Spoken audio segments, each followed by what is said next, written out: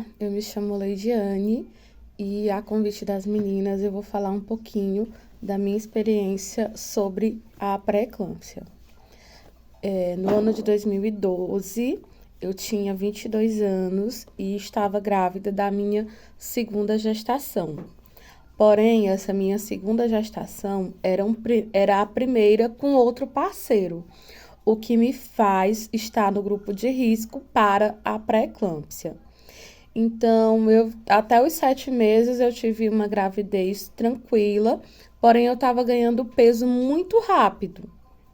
Às vezes eu chegava a engordar 4 quilos por semana, mas como eu estava grávida, eu achava que aquilo era uma coisa normal.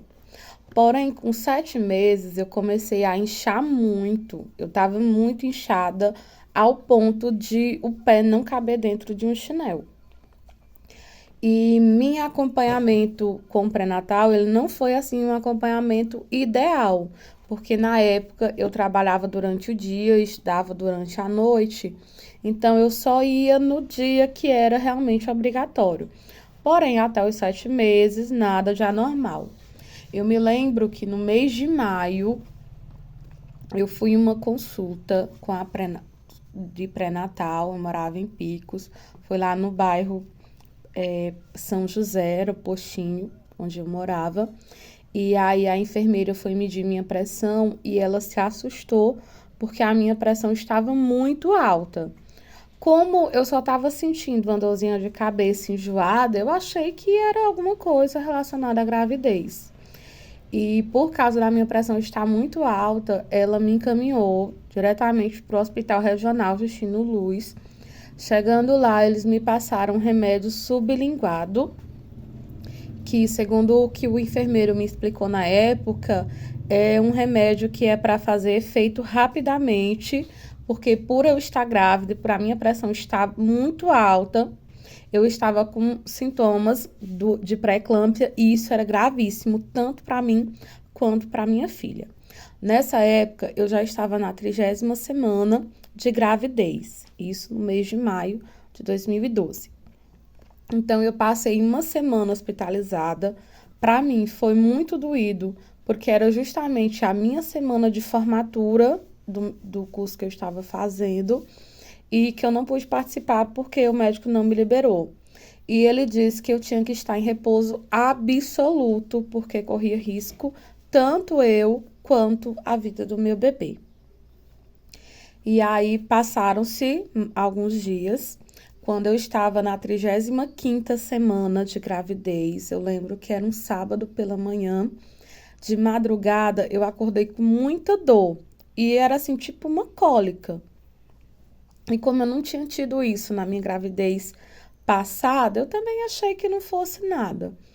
Porém, eu percebi que a minha bolsa tinha rompido. Então, como eu morava próximo do hospital, eu fui até o Hospital Regional Justino Luz.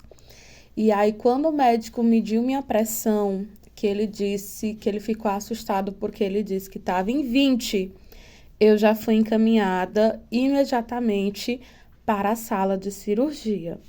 Foi necessário fazer uma cesárea de emergência, como eu achei que era uma consulta normal, porque ainda faltava um mês para minha filha nascer, para a data prevista do parto. Eu não fui para o hospital para uma consulta, só levei os documentos. Aí depois foi que uma pessoa chegou para me acompanhando e as coisas de hospital e tudo. E aí eu tive meu bebê, né? Graças a Deus, ela nasceu, ela estava toda formadinha, tinha o risco dela ir para a incubadora, porém ela nasceu toda perfeitinha, graças a Deus. Ela tinha 8 meses, tinha 35 semanas, só que ela nasceu com baixo peso, ela só nasceu com 2 quilos e 200 gramas.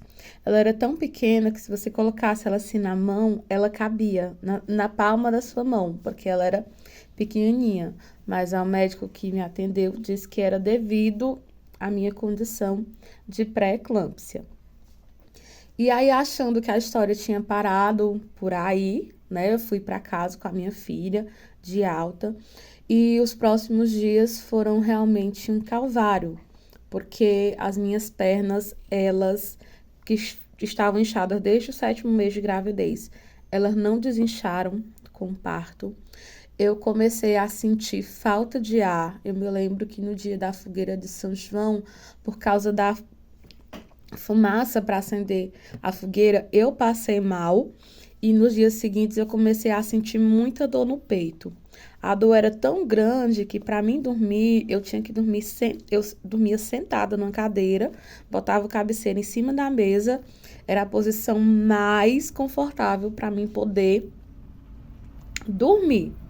Aí o médico do postinho veio aqui na Santana fazer o atendimento e ele foi até na minha casa. E aí, quando ele me viu, ele perguntou se eu ainda estava grávida. E eu falei que não. Eu já tinha ganhado o bebê, já estava com 19 dias. E mais uma vez, eu fui encaminhada com urgência para o hospital regional. Chegando no hospital regional, né, uma das médicas que me atendeu disse que era um caso que ela achava que era perdido e encaminhou para outro médico e pediu um parecer do cardiologista. O cardiologista disse que eu estava com risco de morte, eu tinha tido 3 problemas seríssimos no coração, que era a insuficiência, o infarto e a cardiomegalia, que era o coração muito inchado, e que as próximas 24 horas eram cruciais para saber se eu iria viver ou não. Graças a Deus, eu fui medicada, digamos assim, aos 45 do segundo tempo e eu consegui reagir à medicação. Eu ainda passei 8 dias internada pós-nascimento da minha filha. E aí, desse tempo para cá, de 2012 até hoje, eu ainda tenho um problema no coração, né? Meu coração, se eu não posso deixar de tomar medicação. E por conta disso, eu desenvolvi um problema por causa de ansiedade. Eu desenvolvi a obesidade, que também não colabora muito, né, para o problema do coração. Mas até hoje, uma vez por ano, eu tenho que fazer o acompanhamento. Então, assim, uma coisa que eu achei que era simples por não estar sentindo, assim, muita agonia, muita dor, mas que foi prejudicial para mim, né? Graças a Deus, a minha filha nasceu perfeita. Minha filha, hoje, ela é muito saudável, só que até hoje eu tenho consequências da pré-eclâmpsia. Então, o que eu posso dizer é que sim, a gente tem que se cuidar na gravidez e principalmente o último trimestre, que foi onde aconteceu para mim.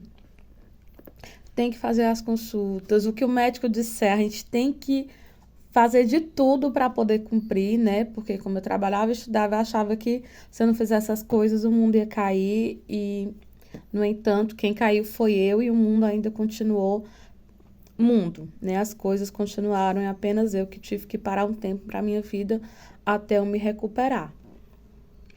Mas até hoje, mesmo 10 anos depois, eu ainda tenho consequências da questão da pré-eclâmpsia.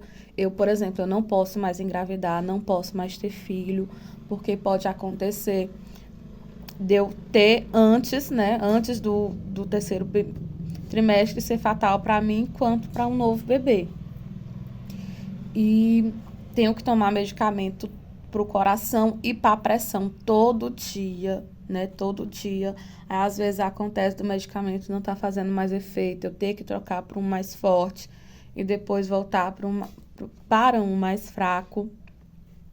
E, enfim, né? Essa foi a minha experiência com a pré-eclâmpsia. Eu espero que, com o meu exemplo, sirva de lição para outras mulheres, para alertá-las para que elas se cuidem, para que elas possam ver o crescimento do seu bebê, assim como eu tive a oportunidade de ver o crescimento também do meu bebê e de poder estar contando essa história, apesar de todo o risco que eu tive.